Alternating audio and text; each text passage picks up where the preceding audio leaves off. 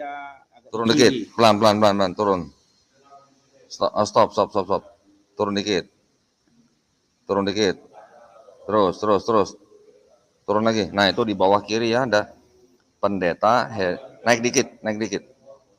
Pendeta Heriko Winner Sitepu MPDK ya.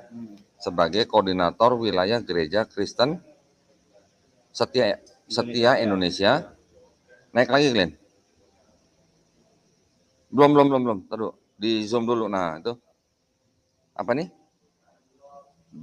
Baru Riau itu apa maksudnya? Baru itu apa maksudnya? Riau ya. Periodenya 2015 sampai 2019.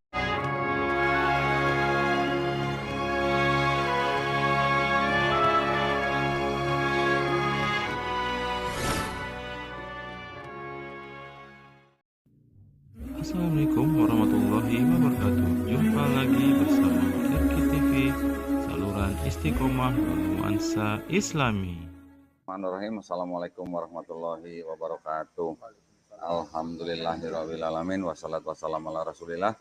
Segala puja dan puji syukur kita panjatkan kehadirat Allah Subhanahu wa taala. Atas berkat rahmat dan perlindungannya kita bisa berjumpa kembali pada malam hari ini. Salawat dan salam juga semoga tercurah bagi junjungan kita Nabi Muhammad Sallallahu Alaihi Wasallam. Pada malam hari yang indah ini kami menyapa dari Hotel Yusro di Kota Jombang, Jawa Timur ya. Pada malam hari ini saya juga ditemani dengan seorang bapak yang baru datang dari Pulau Sumatera, yaitu tepatnya dari Riau ya. Assalamualaikum warahmatullahi wabarakatuh, Pak. Waalaikumsalam. Saya panggilnya ini apa ya, Bang, Pak, atau Romo, katanya dengar Romo nih katanya namanya. Iya, Ustaz. Ya. Jadi biasa dipanggil Romo. Romo. Jadi ya Romo saja sampai Oh, sekarang. Romo saja, Masya Allah. Ini gimana ceritanya nanti dipanggil Romo gitu ya? Nanti kita dengar cerita dari beliau ya. Nah, beliau ini adalah seorang mualaf ya, yang belum lama ya, kurang lebih baru 1 tahun ini ya, 1 tahun ini ya. Nah, oke. Sebelum kita ngobrol-ngobrol lebih lanjut dengan Romo, ya, malam hari ini kita juga ditemani dengan wedang jahe dan kurma nih Romo nih ya, mantap nih ya, mudah-mudahan bisa menghangatkan badan kita ya. Nah, sebelum kita mulai obrolan kita, saya ingin mengajak kembali para pemirsa yang ingin membantu perjuangan dakwah kita, bisa juga untuk mengirimkan zakat sedekah infaknya, bisa mengirimkan ke Bank Syariah Indonesia dengan kode bank 451, nomor rekening 111889988 ya, ada di running text. Dan juga bagi para pemirsa yang ingin berpartisipasi untuk wakaf ya, untuk tanah yang berlokasi di Wonosalam, Jombang, Jawa Timur, seluas 6 hektar dengan harga Rp250.000 per meter persegi, bisa mengirimkan ke nomor yang tadi saya sebutkan dan mengkonfirmasikan ke nomor handphone 0812 3280 2080 atau 0811 188 9181. Barakallahu fikum.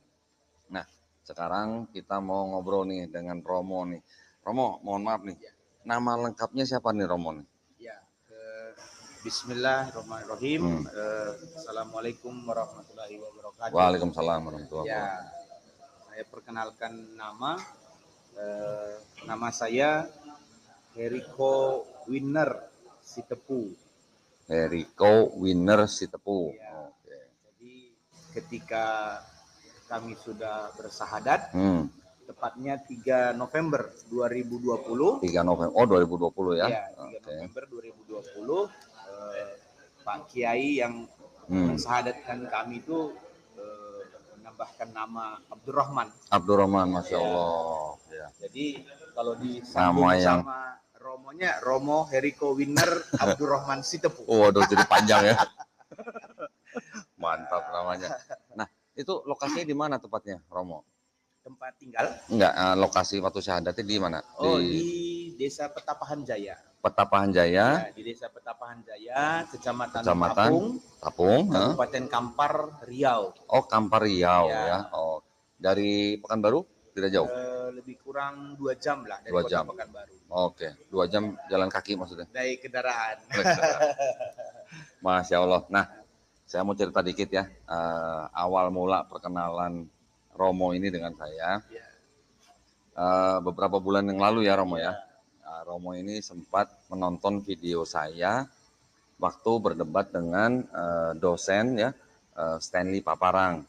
Ya betul ya Romo ya. Nah, kemudian Romo ini menulis komen, saya baca, ternyata Romo ini adalah mantan atau sama-sama sinode ya.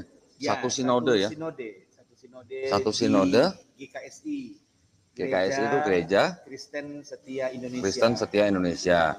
Bersama-sama dengan Stanley Paparang itu. Iya, satu sinode di GKSI. Satu sinode dengan Stanley Paparang ya di GKSI ya. Itu tahun berapa itu Romo? Sampai 2020? Iyalah, karena status pendeta saya kan sampai 2020 kan, karena saya sahadatnya kan 3 November 2020. Oh, jadi pas hari itu juga satu hari sebelumnya masih itu ya? Masih berlaku dia. Masih berlaku.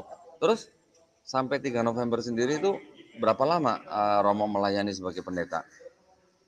Lebih kurang 13 tahun. Oh, cukup lama ya? Ya, 13 tahun. Dimulai dari saya pertama itu sebagai majelis dan pimpinan ketua majelis di Gereja Batak Karo Protestan di GBKP Minas Timur.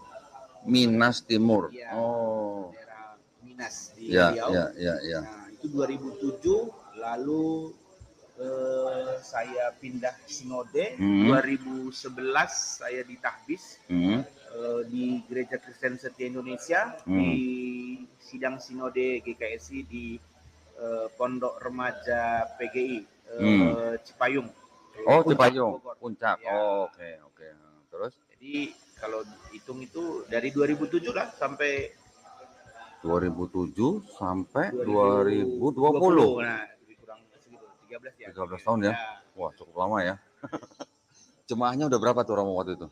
Aduh, yang paling banyak? Udah banyak juga ya. Banyak ya?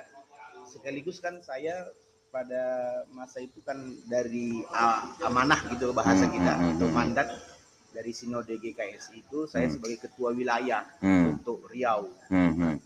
Dan juga di Departemen PGI Wilayah Riau, saya sempat satu periode menjabat juga sebagai Kepala Departemen Lansia. Oh, Kepala Departemen Lansia. Oh, jadi Romo ini waktu itu melayaninya di daerah Riau? Ya. Tepatnya di kota yang sekarang Romo tinggal atau beda kota? Karena kita kan ada pindah-pindah juga kan. Oh, pindah-pindah sempat ya. Oh, bukan sistem gereja atau pendeta yang independen mandiri di situ gitu kan. Ya. Masya Allah. Jemaatnya ingat gak Romo kira-kira ada berapa? 100, 200, 1000, 2000? Ya, begitulah. Segitu ya, oke. Ya, masalahnya nanti ada kaitannya gitu ya, jumlah jemaat itu ya ada kaitannya. Baik, nah sekarang para pemirsa pasti sudah nggak sabar nih ya, apa yang menyebabkan Romo ini sampai akhirnya menanggalkan jabatan sebagai pendeta dan beralih menjadi seorang mu'alaf ya.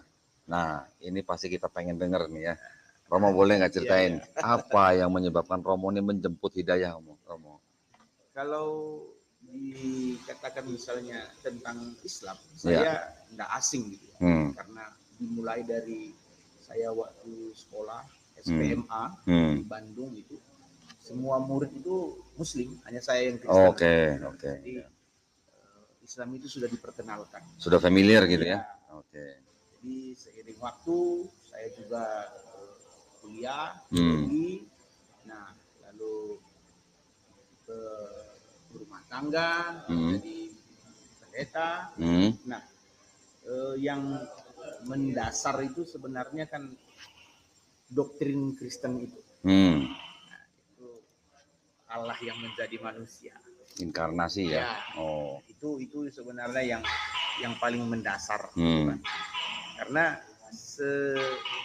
contohnya begini, ketika saya berkhotbah kita kan pasti ada mengkhotbahkan Yesus adalah Tuhan gitu kan.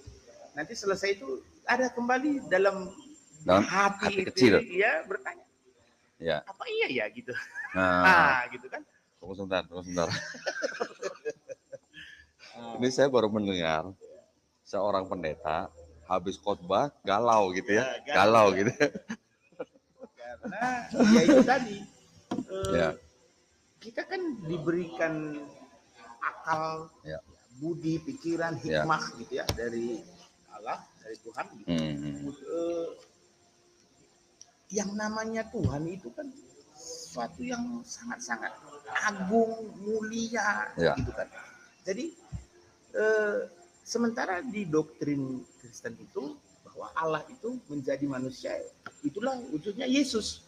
Nah, kalau memang Yesus itu istimewa, dilahirkan dari seorang Maria tanpa ayah, kan begitu. Justru ada hal yang lebih luar biasa dari itu. Gitu.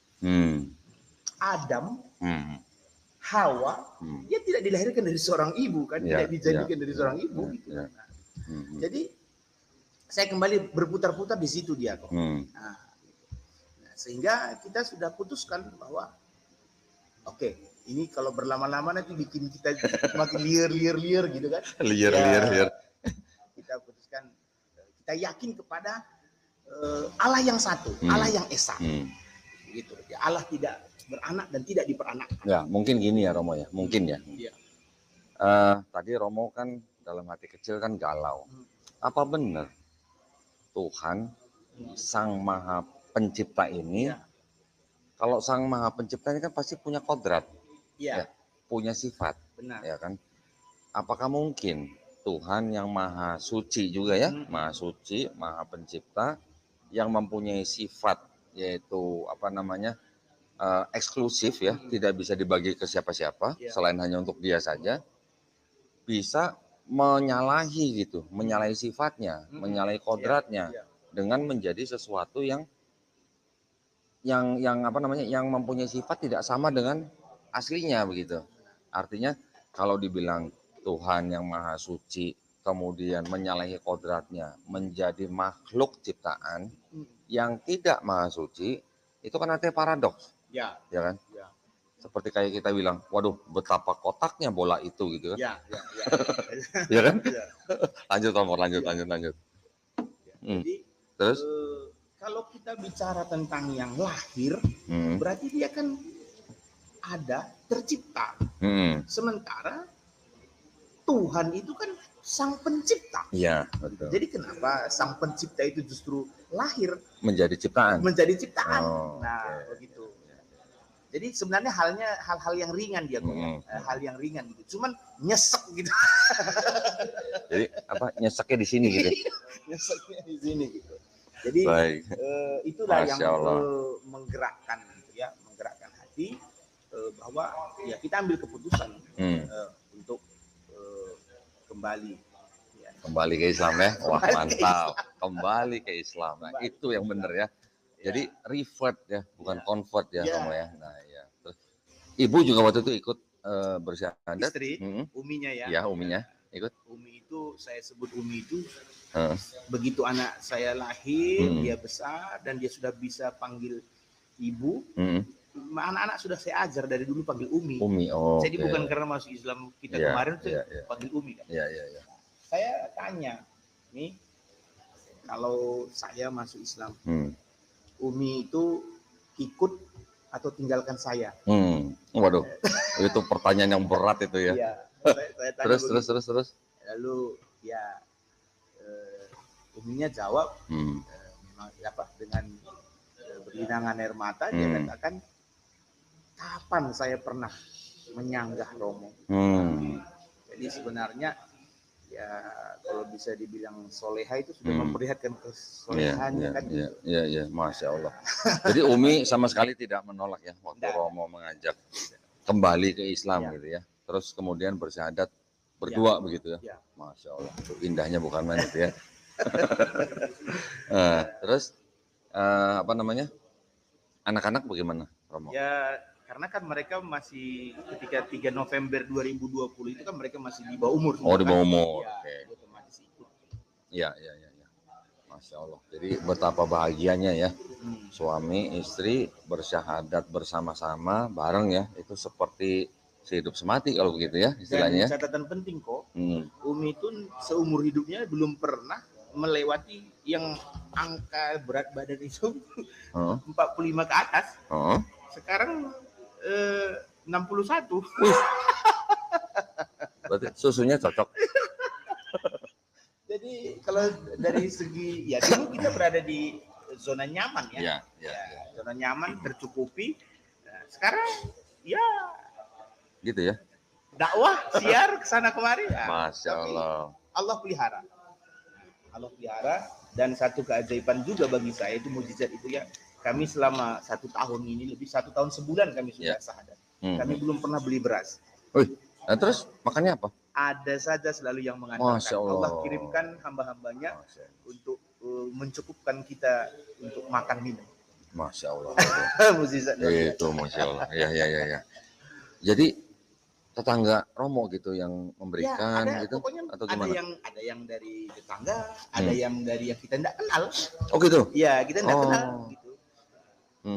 Jadi hal yang cukup luar biasa lah. Ya. Tapi gini, Romo pada waktu menanggalkan jabatan pendeta itu, terus kemudian bersyahadat, Ya. itu dengan pihak gereja tidak ada masalah ya? Saya tidak komunikasi lagi, hanya saja pada saat itu pimpinan dari sinode ada telepon sama Umi, sama istri saya, menanyakan benarkah Romo itu sudah pindah agama gitu.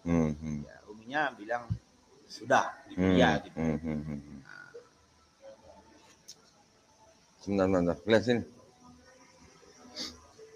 Mau mana? Nanti dulu nanti. Saya pengen Romo memperlihatkan mungkin kalau ada foto-foto yang masih. Ya, boleh nggak Romo? Boleh nggak? Sebagai bukti ya, bukti ya. Jadi jangan nanti ada yang menyangka ini settingan atau ini rekayasa gitu Romo ya. Itu yang kita hindari. Nah, zaman sekarang itu ya Romo ya. Nah, kalau bisa waktu itu kalau nggak salah Romo pernah kirim saya foto itu ya.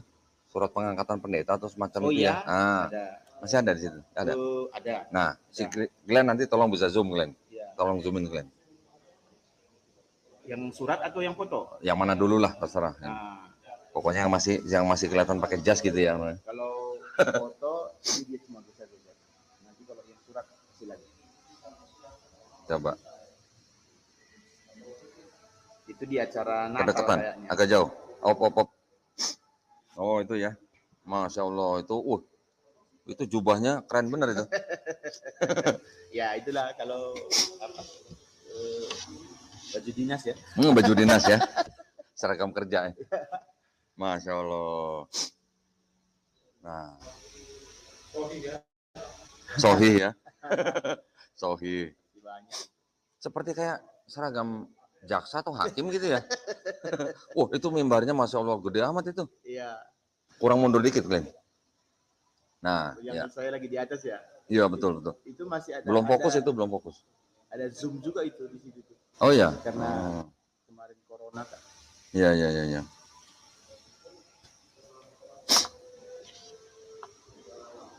Coba. Ya, tuh kelihatan mukanya tuh. Kurang naik dikit. Nah, op. Dah. Dah, geser. Kurang naik dikit. Op, nah. Ya, terus geser. Nah, terus. Wah, mantap nih fotonya. Udah kayak seorang pendeta besar ini. Kita biasa-biasa saja. Masya Allah. Siapa-siapa. Iya. Waduh. Itu yang kayak selendang tuh namanya apa Romo tuh? Stola. Yang hitam, baju hitam, toga, jubah. Toga. Itu belinya harus dari luar negeri atau bagaimana Romo? Sini ada ya. Saya pikir beli di mana gitu ya. Terus sekarang coba fotonya apa surat pengangkatannya coba kalau ada. Ya. Suratnya. Supaya nanti jangan ada omongan ini kaleng-kaleng atau apa gitu ya.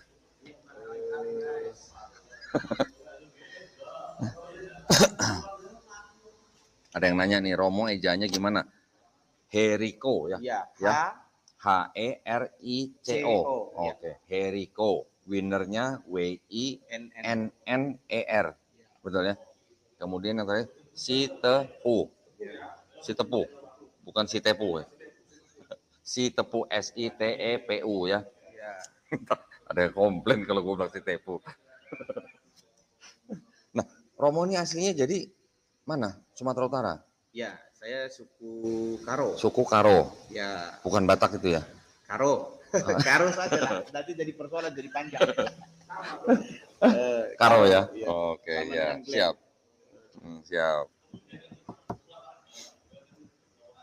Kalau ada apa namanya foto, surat ya pengangkatan pendeta atau surat tugas bisa diperlihatkan sebentar. Nah, Glenn, tolong Glenn. Ini, nah itu dari Sinode, Badan Pengurus Pusat Sinode sebagai koordinator wilayah. Koordinator wilayah itu sebagai ketua wilayah. Ketua wilayah. Ada saya garis bawahi di bawah paling bawah kiri. Ketua wilayah itu maksudnya mencakup berapa besar wilayahnya? Riau kan. Menurut SK itu Riau. Riau itu berarti satu provinsi. Ya. Oh. Turun. Paling bawah dia agak Turun dikit. Pelan, turun. Stop. Turun dikit. Terus. Turun lagi. Nah, itu di bawah kiri ya ada pendeta, naik dikit. Pendeta Heriko Winer Sitepu MPDK ya. Sebagai koordinator wilayah Gereja Kristen Setia Indonesia. Naik lagi, Glenn. Belum. Taruh. Di zoom dulu. Nah, itu. Apa nih? Baru Riau itu apa maksudnya? Riau ya. Periodenya 2015 sampai 2019 ya. Betul ya? Naik, Glenn. Atasnya lihat, Glenn. Kopnya. Badan pengurus apa tadi? Badan Pengurus Sinode Gereja Kristen Setia Indonesia BPSG KSI, anggota Persekutuan Gereja-Gereja di Indonesia PGI ya berarti ya. Jalan Kerja Bakti nomor 15 RT RW 0102 Kelurahan Makassar, Kecamatan Makassar, Jakarta Timur. Ya, ini sekretariatnya. Surat keputusan Badan Pengurus Sinode Gereja Kristen Setia Indonesia nomor sekian. Saya nggak perlu sebutin lah. Oke. Jadi ini PGI. Oh, ada lagi? Ya, itu kan saya itu sebagai ada panitia Natal lansia. Nah, di bawah itu ada saya sebagai kepala departemen. Panitia Natal, ini Departemen Lansia PGI Wilayah Riau. Ya, Sekretariat Jalan Durian nomor 36 Kompleks Langgam. Permohonan bantuan dana Natal. Lo kok masih minta bantuan dana tuh? Waktu itu. Oh, waktu itu. Terus. Itu kan ada itu diketahui oleh MPH PGI Wilayah Riau. Ya. Kemudian Departemen Lansia PGI Wilayah Riau Pendeta Heriko W. Tepu MPDK ya. Kepala departemen. Ya, Masya Allah ya, cukup lah. Ya. Magister Pendidikan Kristen. S2. Masih ada Kristennya ya? Iya. Sebenarnya sih nggak pakai lagi kan, sudah diputuskan sama MK kan. Sekarang jadi cuma MPD aja ya. Oh, oke, siap. S2 itu S2. Master kan? Master pendidikan, magister ya? Magister pendidikannya. Oke, Masya Allah. Enggak, gue mau ambil teologi aja. MTH ya. Nah, Masya Allah ya. Jadi para pemirsa tadi sudah melihat buktinya. Ada foto pada waktu Romo masih menjabat sebagai pendeta. Kemudian juga ada foto tugas ya, surat tugas ya. Nah, jadi itu sudah lebih dari cukup lah ya untuk membuktikan bahwa Romo ini bukan mualaf kaleng-kaleng gitu lah ya. Ini asli. Nah, tadi kita sudah mendengar sekelumit bahwa Romo ini menanggalkan keyakinan lamanya, kemudian memeluk keyakinan Islam, ya, dikarenakan beliau waktu menjadi pendeta aja galau gitu ya, namanya Tuhan menjelma menjadi manusia, dalam artinya apa benar begitu katanya gitu ya. Nah, hal-hal seperti itu sebenarnya kalau menurut saya Romo itu sangat manusiawi, ya, itu sangat manusiawi. Karena benar seperti tadi Romo bilang bahwa manusia tuh dikasih akal, gitu ya, dikasih akal untuk berpikir sesuatu yang maha suci difitnah menjadi sesuatu yang tidak maha suci gitu ya. Bagaimana mungkin pencipta jadi tercipta? Nah, pencipta menjadi ciptaan. Iya, Nah, menciptakan. gitu ya. Jadi itu adalah sesuatu yang ya bisa dipikir sendiri lah Iya. ya. Oke. Selain itu, apa ada lagi Romo yang menyebabkan Romo waktu itu kembali ke Islam? Ya sebenarnya banyak hal ya, banyak hal. Contoh misalnya bahasa di dalam Alkitab Perjanjian Baru itu kan kita itu enggak tahu itu. Maksud saya begini, yang kita tahu itu bahasa asli Perjanjian Baru itu kan Yunani. Iya, betul. Kan begitu. Iya. Tapi kan setelah ditelusuri bahwa kapan pernah Yesus sendiri kapan pernah bicara bahasa Yunani? Kan gitu. Iya. Sebenarnya bahasanya kan bahasa Yesus sendiri kan, bahasa Aramaik. Nah, kan begitu. Ya. Jadi gimana ya? Timbul jadi geli ketawa sendiri gitu. Kenapa? Karena teman-teman senior pendeta-pendeta yang studi, ambil S2, ambil S3 di luar negeri gitu kan, ke Jerman, bangga kan ke Jerman, ke Belanda gitu, ke Inggris, ke Swiss. Bukan seharusnya kan ke Timur Tengah gitu kan, ke Bethlehem kah, ke Yerusalem kah gitu. Nah, gitu. Jadi kita pertanyakan itu bahasa, karena kan dari bahasa, bayangkan dari bahasa Aramaik ke bahasa Inggris, nah ke bahasa dari bahasa Aramaik ke bahasa Yunani, ke bahasa Inggris, ke bahasa Indonesia, ke bahasa-bahasa daerah lagi. Daerah, ya. Sementara bahasa itu kan punya arti berbeda-beda. Iya. Enggak, maksudnya gini mungkin ya. Kalau ada bahasa Yunani, kemudian si sumber beritanya nih, dalam hal ini adalah Yesus sendiri, dia sendiri berbahasa Aramaik, semestinya atau seyogyanya penulis juga menuliskan dalam bahasa si sumber berita ini kan ya, harusnya begitu ya.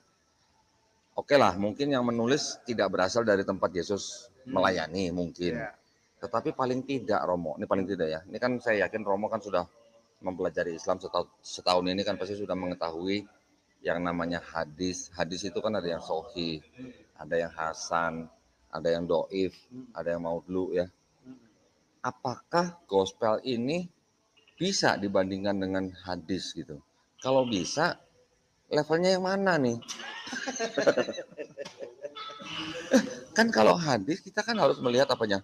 Matannya, sanadnya, perawinya, ya kan begitu. Apakah gospel ini bisa dibandingkan dengan hadis dan apa levelnya gitu? Kira-kira gimana, Romo? Saya masih meragukan. Contohnya gitu ya. begini ya. Kalau Alkitab, saya di Alkitab saya tahun 91 itu di daftar isi di luar itu setelah Matius, Markus, Lukas, Yohanes, Kisah Rasul kan mulai surat-surat. Itu masih dipakai itu surat Paulus kepada jemaat di Roma. Nah, itu kan surat Paulus kepada jemaat Tesalonika gitu. Tapi di Alkitab berikutnya yang kemari-kemari itu sudah nggak ada lagi kata surat, keterangan surat itu nggak ada lagi. Langsung Matius, Markus, Lukas, Yohanes, Kisah Rasul, Roma. Nah, jadi kan kenapa ini berubah-ubah? Lalu ada lagi cetakan tidak hanya LAI yang lembaga Alkitab Indonesia yang mencetak Alkitab. Ada di luar LAI lagi yang mencetak Alkitab. LBI juga ya. Terus? Ini kan bahasanya beda. Ada di sini yang di LAI Tuhan, yang di sini Elohim, yang di sini Adonai. Nah, kan tidak bisa begitu. Namanya kitab suci itu kan ya harus dijaga kan, keasliannya. Yang mana gitu kan. Jadi belum lagi kita jangan dulu bilang aliran yang lain sesat-sesat gitu kan. Mungkinnya dia punya kitab gitu. Contoh misalnya Mormon, kan lain lagi kitabnya. Saksi Yehova, lain lagi kitabnya. Advent. Jadi yang kita ini yang mau yang mana? Bahkan Katolik. Nah, Deuterokanonika kan gitu. Nah, asal muasal gereja Protestan ini semua siapa? Kan dari Katolik kan. Kenapa kitabnya juga berbeda, tidak sama kan gitu? Seharusnya kan sama. Kenapa jadi berkurang? Nah, gitu. Jadi ya ini sebagai refleksi lah Ya. ya, sebagai refleksi lah. refleksi. Pihak Kristen tidak menerima kitab-kitab Deuterokanonika, ya. Kemudian juga kalau ada literasi dari Katolik, tetapi yang tidak termaktub di dalam Bible itu sendiri, otomatis langsung ditolak. Iya. Padahal literasi itu belum tentu salah juga loh. Iya. Ya. Contoh, seperti kayak Katolik Ensiklopedia. Iya. Betul, Katolik Ensiklopedia itu memang yang menyusun bukan langsung dari Gereja Katolik Roma. Tetapi kan ini kan, ya kalau boleh dibilang baik secara langsung maupun tidak langsung, ini adalah bagian daripada Katolik kan begitu ya. Apapun tradisi yang ada di dalam Katolik, ya mereka juga ikutin gitu loh. Iya. Yang seperti itu langsung jelas-jelas ditolak gitu. Nah, seperti itu hal-hal yang sebenarnya pokoknya yang Protestan mau terima apa yang sesuai dengan mereka gitu ya. Karena kan mereka menolak apa yang dipraktekkan oleh pelaku-pelaku Katolik mungkin pada saat di abad ke-16, pada saat Martin Luther membuat tesis 95 penolakan terhadap praktek Katolik ya. Termasuk diantaranya adalah bisa diperjualbelikannya surat pengampunan dosa gitu ya. Surat pengampunan dosa misalnya saya sebagai yang menerima curhat gitu. Saya ngaku dosa, terus bisa dikeluarkan surat ini sudah dikasihin ke Romo bisa jual ke siapa gitu ya. Nah, itu yang diprotes. Oke lah. Itu adalah masalah perpecahan daripada Katolik dan Protestan. Tetapi maksud saya, sumber atau kitab yang disebut kitab suci yang dipegang oleh Kristen yang berjumlah 66 buku itu kan asalnya dari Katolik. Iya. Ya, betul kan? Benar. Di Katolik ada tambahan Deuterokanonikanya sehingga menjadi 73 buku. Yang 7 ditolak, yang 66 tetap dipakai. Tetapi apa yang 66 dipegang oleh Protestan itu kan sama dengan yang 66 dipegang oleh Katolik. Benar. Ditambah 7 buku lagi gitu ya. Jadi kalau dari Katolik sendiri misalnya ada pernyataan atau ada catatan bahwa ayat ini asalnya adalah sebuah catatan di pinggir halaman yang kemudian tidak ada atau tidak terdapat di naskah-naskah kuno, bahkan naskah-naskah paling baik seperti Vulgata. Kemudian akhirnya catatan ini dijadikan menjadi ayat, karenanya bagian ini pasti tidak asli. Oh, itu Kristen Protestan belum tentu langsung terima itu. Padahal asalnya dari sana gitu. Itu. Jadi artinya begini kan, jangan lupa kacang akan kulitnya kan begitu. Iya. Nah kan, kan kalau di bahasa kita kan itu kok bersanad kan. Nah kan begitu. Sampai kepada gereja tua, gereja ortodok, Syria apakah itu kan ke sana gitu. Sumbernya gitu. Kompasnya kan harusnya ke sana. Iya. Masya Allah ya. Jadi ceritanya Romo ini setelah setahun menjalani syariat Islam, syariat yang baru nih ya buat Romo ya, syariat Islam, apa kira-kira yang Romo rasakan? Apakah, saya berat nih menjalankan Islam nih, saya harus sholat 5 waktu nih, pagi-pagi subuh saya harus bangun, harus sholat begitu. Kira-kira gimana Romo? Apa ada rasa seperti itu atau, waduh saya semangat nih gitu, malah enak nih saya sholat nih 5 waktu nih, malah kurang nih saya fardunya nih harus tambahin sunnah gitu misalnya coba silakan Romo, silakan. Ya tentulah sebagai umat yang yang memang merindukan kebenaran tadi. Kan saya menjawab begini ketika ada orang tanya bagaimana di agama terdahulu, ya saya jawab ketika saya berada di agama saya yang terdahulu saya berada di dalam kebaikan. Setelah sekarang saya berada di dalam kebaikan, kebenaran dan sempurna. Masya Allah. Jadi tidak boleh kita menjelek-jelekan. Ya. Jadi karena kan begini, figur Yesus itu saya mengimani. Saya mengimani figur Yesus itu sebagai yang diutus oleh Allah. Betul. Nah, jadi apa yang diajarkan oleh Yesus itulah yang kita lakukan. Kita meneladani apa yang dia perbuat. Nah, jadi ketika sudah berada di dalam Islam ini, saya enjoy saja. Malah saya merasa lebih nyaman, lebih damai. Ya, tidak ada beban yang berat lah bagi Ya. saya. Gitu. Saya ingin menanyakan secara khusus kata damai yang tadi Romo sebutkan itu dalam arti seperti apa, Romo? Contohnya begini, saya lihat di dalam Islam ini kan kita diajarkan bagaimana keikhlasan. Ya. Kalau dulu kan misalnya jangankan dulu di acara yang terprogram gitu misalnya kan diundang ceramah, diundang khotbah itu kan di acara yang orang kematian saja kita sudah terima amplop itu kok. Ya kan? Walaupun kita tidak minta, tidak ada perintah tertulis gitu kan, tapi begitu pendeta memakamkan itu kan ada ya, gitu. Jadi itu satu, ketika sekarang itu saya malu gitu kan. Jadi beban secara psikologinya kan, loh gitu ya. Nah, di Islam kan tidak ada seperti itu. Itu ya, bukannya ada. Kalau untuk ustadz yang mungkin mengurusi jenazah gitu bukannya ada ya? Ya itu sih wajar lah ya, itu namanya mengganti uang keringat ya. Tapi tadi pertanyaan saya gini, Romo, damainya yang dimaksud dengan Romo damai itu damai yang seperti apa? Apakah Romo merasakan bahwa kalau saya ini dulu ya Romo ya, saya dulu nih, waktu saya pertama kali belajar sholat, waktu saya pertama kali sujud, jidat saya nempel di lantai, ya muka saya lah istilahnya, muka saya nempel di lantai.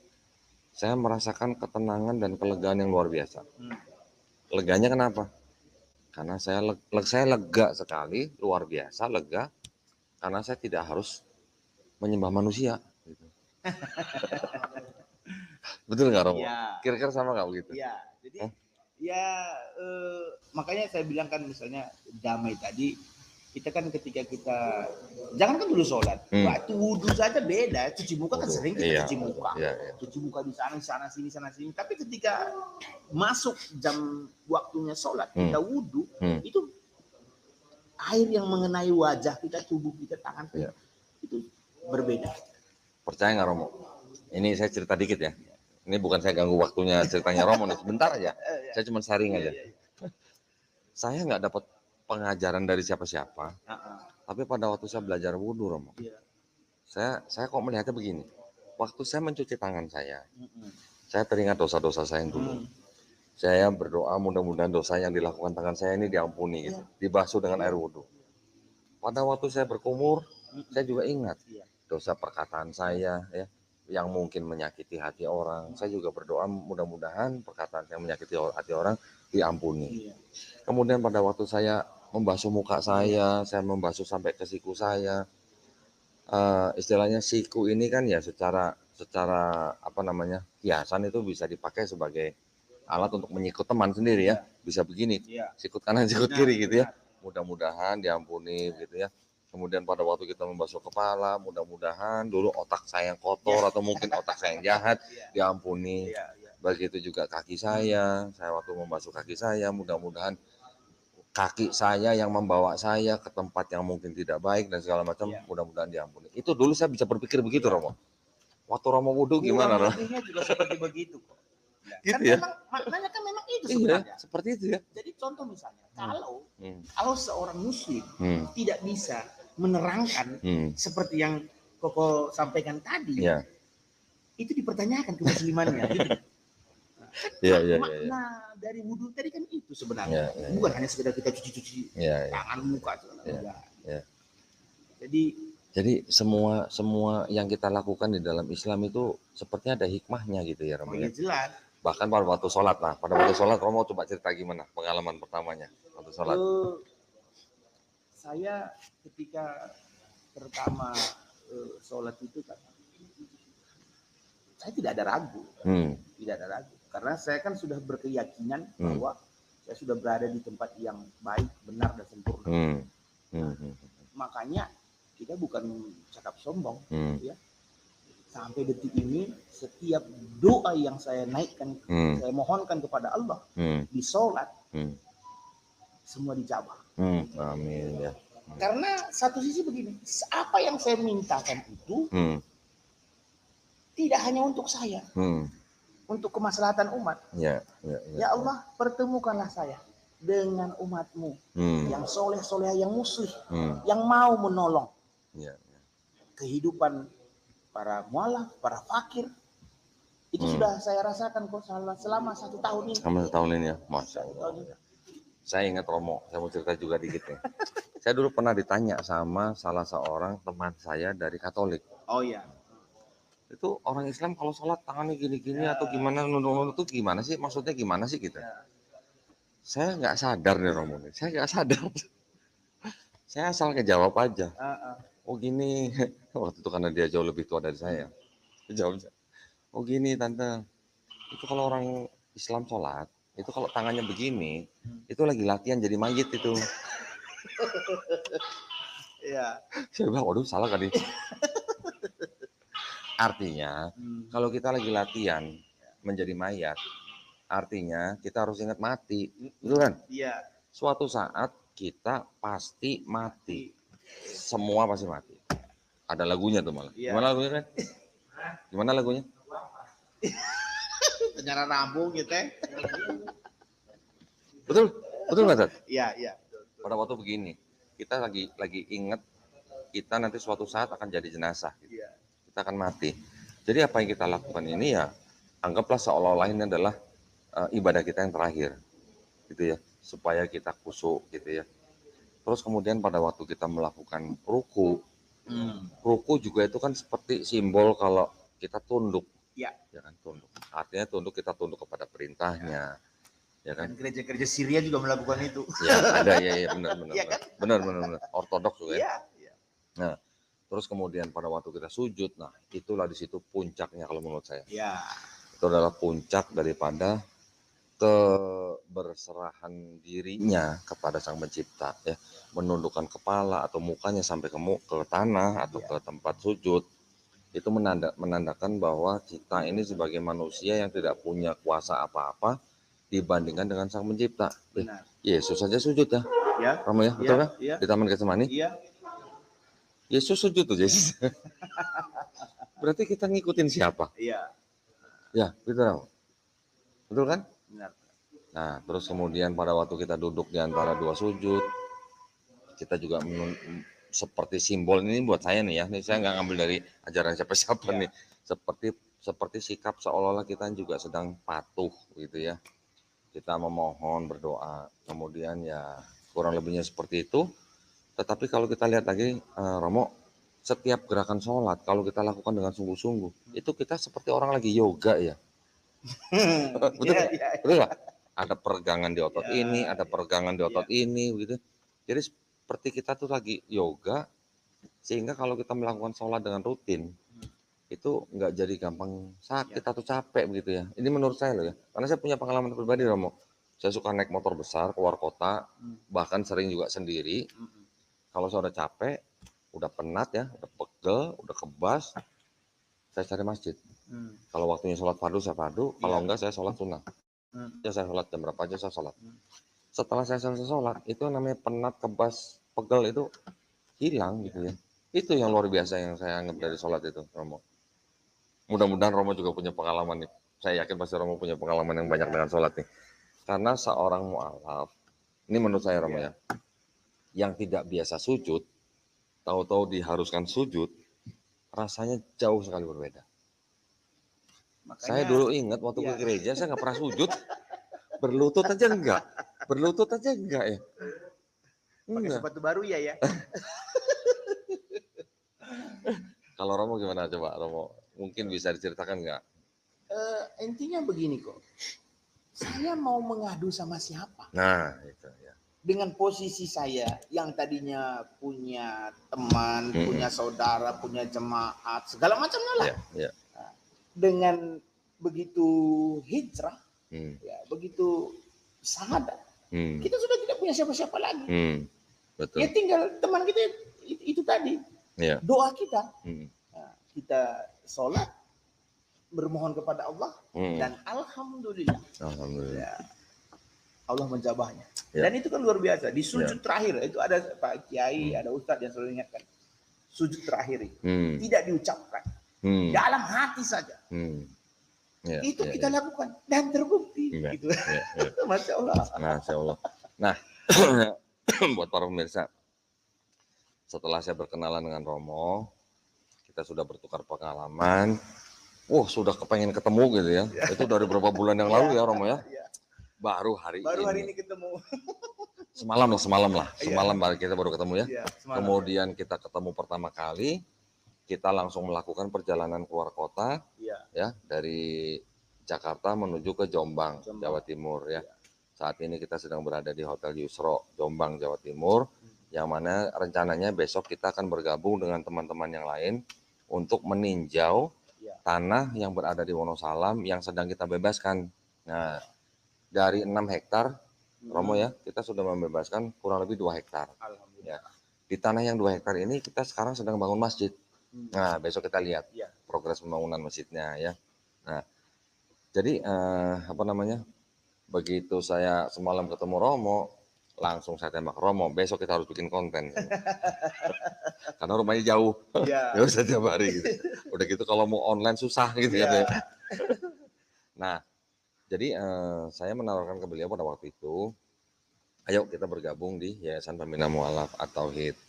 Saya yakin dengan pendidikan Romo dan juga dengan ya istilahnya pengalaman Romo ya pasti berguna gitu ya di dalam suatu yayasan yang fungsinya untuk membina para mualaf ya. Kalau mualaf mantan pendeta mah nggak perlu dibina kali ya. Nah, jadi akhirnya beliau bersedia dan kira-kira pada bulan lalu beliau kita angkat sebagai ketua sub wilayah 1 Riau ya, Romo ya. Nah, YPMA.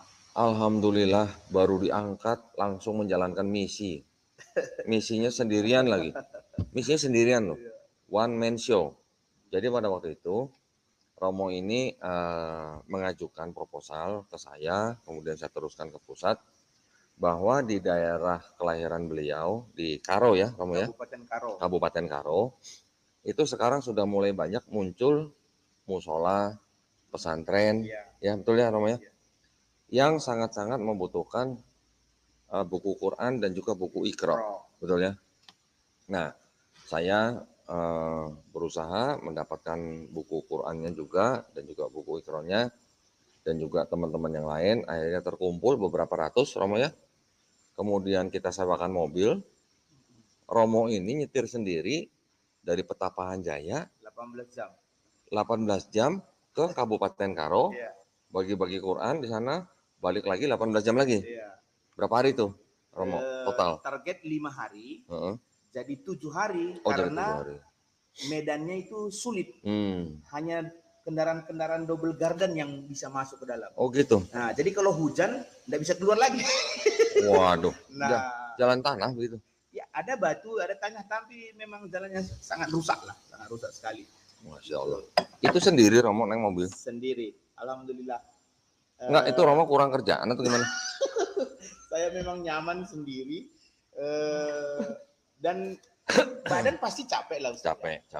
Saya tahu. Saya Senin sampai kemarin. Hanya Selasa saja saya tidur di rumah. Rabu sudah berangkat lagi ke Jombang. Masya Allah.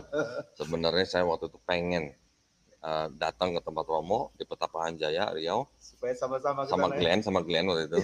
Ya. Hampir berangkat. Cuman ya karena kesibukan dan kita juga punya acara di sini, akhirnya malah Romo sendiri ya yang mengantarkan buku-buku Quran tersebut ke tempat-tempat pelosok yang sulit ditembus dengan mobil kendaraan biasa ya. Tapi alhamdulillah Romo berhasil menyelesaikan tugasnya, membagikan berapa buku Quran Romo? Target saya memang doa saya itu supaya 1000 Al-Quran dan 1000 Iqra untuk Kabupaten Karo. Nah, yang Romo kemarin bagikan berapa? Yang kemarin itu kita baru 460. 460. Ya. Jadi masih banyak kurang. Jadi mana tahu pemirsa juga bisa mendonasi untuk membantu Al-Quran, tapi yang sebaiknya yang ada terjemahan. Yang ada terjemahan ya. Jadi di Karo itu memang banyak mualaf atau bagaimana? Yang 9 desa yang saya datangi, 9 desa 3 kecamatan itu. Itu memang bisa dikatakan tempat para mualaf lah. Mualaf. Iya. Mualaf ini mualaf penduduk asli atau pendatang? Bukan penduduk asli. Nah, jadi penduduk asli Hmm. ada yang dia mualaf karena menikah, Hmm. ada yang memang suami istri sekeluarga menyerahkan dirinya untuk bersahadat.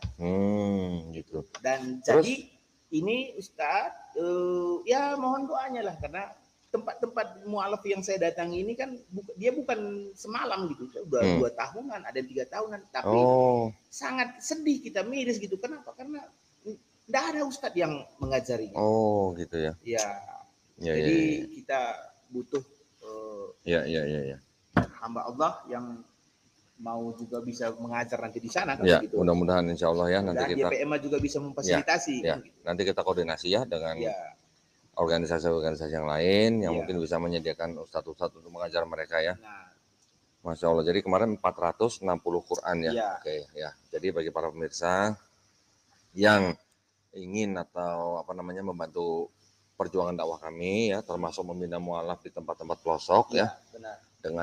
dengan cara membagikan Quran, dengan cara kita mencarikan ustadz untuk mereka belajar dan juga membagikan buku Iqra. Silakan bagi yang ingin membantu kami bisa mengirimkan dananya di rekening yang tadi saya sebutkan, ada di running text ya. Nanti kita akhir acara kita sebutkan lagi. Masalah Romo, saya kepengen nanti sewaktu-waktu kita sama-sama bagi Quran ya. Pasti Ustaz. Di Kabupaten Karaya. Harus. Asik. Iya. Lu kan gak lulus jadi sopir. Tapi kan lu gak lulus jadi sopir gimana? Pastilah nanti kita harus ke sana karena memang Nyetir- permasalahannya cukup pelik di sana. Nyetir mobil sama-sama bareng-bareng bedanya berapa kilo tadi? 60 kilo. Kami ketinggalan ya. Oke, tapi Masya Allah ya. Oh Ya. ini juga tempat aslinya Ya, Glenn ya? ya kampungnya dia Kelahiran juga ya? di sana ya. Kelahiran saya bukan di Kabupaten Karo, tapi mama saya dari sini. Iya. Oh mama, ibunya dari sana. oke. Terus di sana mau nyari siapa lo? Di sana mau nyari siapa? Dari masalah.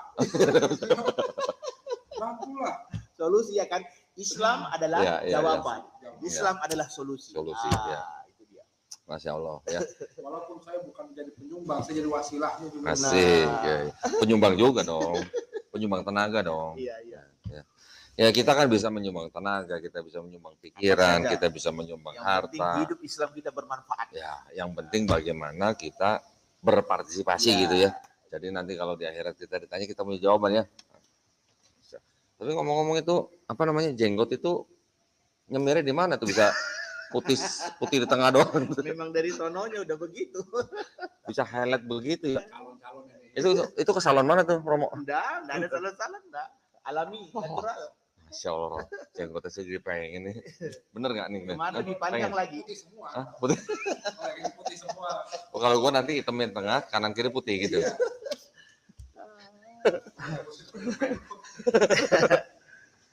Oke, Masya Allah ya. Jadi, nah sekarang jadi pekerjaan daripada Romo apa nih? Ya, Selain terlibat di kegiatan YPM Magram Mualaf nih? ya berwira swasta lah. Wira swasta. Oke ya. Ya itu juga namanya suatu jihad ya, Romo ya. Yang penting kita menafkahi keluarga kita ya. Luruskan dulu biar nggak salah. Pilihan itu bukan hanya perang gila. Ya. Oh, yes. Ngomong dong, jelasin dong. Loh, yang namanya kita pencari nafkah itu juga berjihad. Iya. Apapun profesi kita, di dalam kita menafkahi keluarga kita, itu namanya kita sedang berjihad, Rama ya. Termasuk dengan program-program yang kita buat ini, Ya.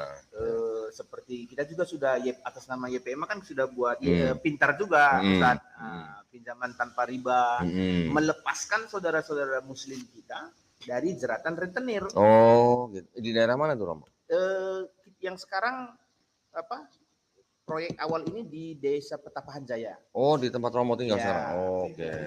Nah, supaya dia terbebas dari lintah darat.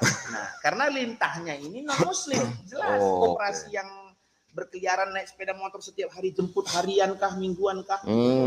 Nah, bayangin pinjam 1 juta, cairnya 900.000. Nah, Balikinnya? besok sudah harus bayar 40.000 selama 30 hari. Setiap hari 40. Setiap hari. Masya Allah. Nah, itu sudah kita lakukan ya. Jadi seperti saya bilang tadi, alhamdulillah doa-doa kita itu terjawab ya, dijawab sama Allah. Sehingga saudara-saudara kita tadi yang punya hubungan utang dengan koperasi atas nama koperasi tapi rentenir itu kan, nah, kita bisa bebaskan gitu. Mungkin insya Allah ya di antara pemirsa mungkin yang mempunyai usaha atau yang bekerja di apapun perusahaan yang mempunyai anggaran untuk CSR-nya, CSR ya, CSR mungkin yang mau menyalurkan ke saudara-saudara kita Muslim yang mungkin sedang terjerat dengan riba, bisa ya menghubungi kami, nanti kita bisa buatkan kerjasamanya gitu ya. Dan itu dia kan ini kan kasus yang di Petapan Jaya. Nah, kasus yang di Kabupaten Karo itu bagi petani. Nah, jadi misalnya Koko petani. Oh, modal bertani ya? Ya, nggak punya modal. Jadi pinjam ke tokeh. Nah, tokeh menyediakan benih atau bibit. Nah, di sana penghasil jagung daerah yang saya datangi. Pestisida dan pupuk. Nah, setiap bulan harus dikenakan biaya bunga 5%. Setiap bulan 5%? Setiap bulan. Sampai panen jagung 6 bulan ya. 6 bulan panen jagung. Bayangin. Setiap bulan 5% sampai selama 6 bulan. Nah, jadi bagaimana bisa lepas petani tadi dari jeratan itu? Jadi ini yang mau kita gencarkan bahwa itu tadi Islam adalah jawaban, Islam adalah solusi. Kita harus bisa berikan solusi kepada saudara-saudara Muslim kita supaya dia bisa terlepas dari riba itu tadi. Masya Allah ya. Doakan para pemirsa ya, mudah-mudahan kami bisa membantu ya saudara-saudara kami supaya terlepas dan jangan sampai terjerumus lagi gitu ya, Romo. Jadi adibantu kena kalau muslim itu kiata lain. Sampati kami. Sampati. Ngomong apa itu? Oh, itu bahasa Karo. Iya. Terjemahin coba terjemahin. Ya. Oke. Ya, kalau gitu saya rasa apalagi ya. Romo ada mau ditambahin nggak? Mungkin pesan-pesan bagi para pemirsa, baik untuk yang Muslim, baik juga yang belum Muslim, silakan kalau ada pesan Romo. Ini penting nih Romo nih. Singkatnya, ya bertobat. Oh, bertobat ya. Bertobat artinya kan tidak melakukan, menyesal, ya kan? Menyesal, mengaku berdosa dan tidak melakukan. Ya. Jadi siapapun kita, ya apapun latar belakang kita, hijrahlah. Iya. Itu bagi pesan untuk yang Muslim. Ya. Kalau untuk yang non Muslim, mudah-mudahan siapa tahu ya. Semoga Allah membukakan hidayah. Amin. Saudara-saudara. Amin. Hidayah sudah ada, ambil aja Tinggal jemput ya. Ya. Yang ini juga untuk orang-orang yang berasal dari orang Batak. Itu bukti sahabat. Orang Karo. Banyak kan Batak mana itu ada. Katanya lu bukan Batak gimana sih? Lu kan Karo kan? Ya. Gerejanya kan Batak Karo gimana sih? Oh, gerejanya Batak Karo, tapi lu orang Batak bukan? Batak Karo. Gereja Batak Karo. Katanya Romo, Karo sama Batak beda.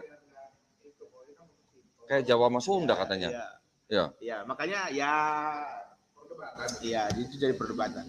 Gerejanya Batak Karo. Sesama Batak sama Karo jangan berdebat lah.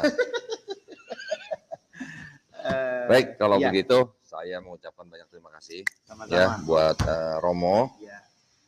Insya Allah nanti kita berjuang bersama-sama ya Romo ya. Amin. Ya, kita ini mualaf tuh mualaf. Ya, kebetulan saya bukan kebetulan sih, tidak ada yang kebetulan ya. Ya. Artinya saya duluan, Romo belakangan, Glenn lebih baru lagi gitu ya. Tetapi kita semua ini harus menjadi seperti lebah. Dalam arti kita lebah ini harus menghasilkan sesuatu yang berguna bagi yang orang lain gitu ya. Nah, supaya nggak sia-sia gitu loh kita hidup sebagai manusia.